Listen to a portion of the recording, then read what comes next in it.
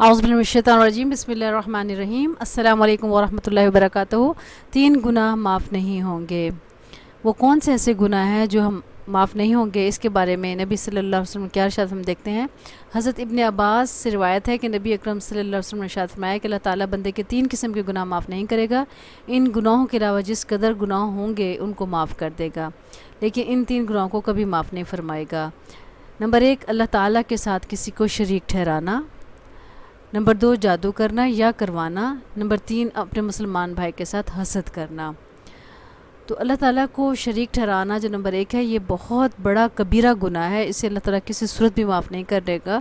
شرک میں یہ بھی آ جاتا ہے کہ اگر ہم یہ کہیں کہ ہم نے دال کھائی تھی اور ہمارے پیٹ میں درد ہو گیا، تو یہ بھی شرک کے زمرے میں آ جاتا ہے کہ ہم یہ سمجھتے ہیں کہ ہم نے فلاں چیز کھائی تھی یا دال کھائی تھی تو اسے ہمارے پیٹ میں درد ہو گیا، تو پیٹ میں درد اوروں کے کیوں نہیں ہوا، کسی ایک کیوں ہو گیا گھر میں، ٹھیک ہے نا۔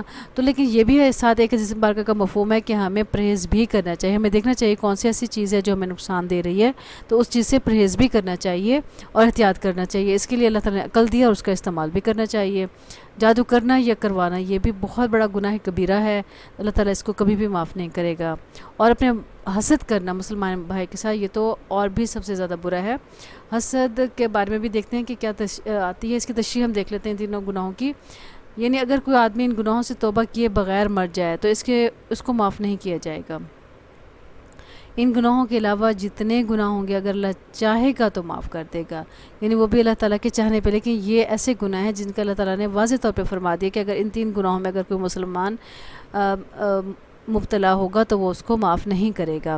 تو خاص طور پہ ان 3 گناہوں سے بچنے کی کوشش کرنی چاہیے۔ ویسے عام طور پہ ہمیں تمام گناہوں سے بھی بچنے کی کوشش کرنی چاہیے، چاہے وہ کبیرہ گناہ ہوں چاہے صغیرہ گناہ ہوں، ہمیں ہر طرح کی گناہ اور خطاؤں سے بچنے کی کوشش کرنی چاہیے۔ شرک اس قدر سنگین جرم ہے کہ شرک کرنے والے آدمی کا کوئی عمل قبول نہیں ہوتا۔ انسان جتنے بھی اچھے عمل کر لے وہ قبول نہیں ہوں گے اگر وہ شرک کرتا ہوگا۔ تو غور طلب بات ہے کہ ہم شرک میں تو مبتلا نہیں ہیں۔ سب سے چھوٹا شرک میں نے بتا دیا ہے کہ ہم یہ کہہ دیں کہ فلاں کام فلاں کی وجہ سے ہوا ہے۔ جادو یہ وہ بدترین گناہ ہے جو آدمی کو ایمان سے خارج کر دے۔ حسد یہ ایسا زہریلا گناہ ہے جو آدمی کی سال کی تمام نماز تلاوت صدقات دیگر عبادات ایک لمحے میں برباد کر دیتا ہے۔ تو کوشش دیکھنا چاہیے کہ ہم کسی ایک گناہ میں مبتلا تو نہیں۔ اللہ ہم سب کو محفوظ رکھے، آمین یا رب العالمین۔ السلام علیکم ورحمۃ اللہ وبرکاتہ۔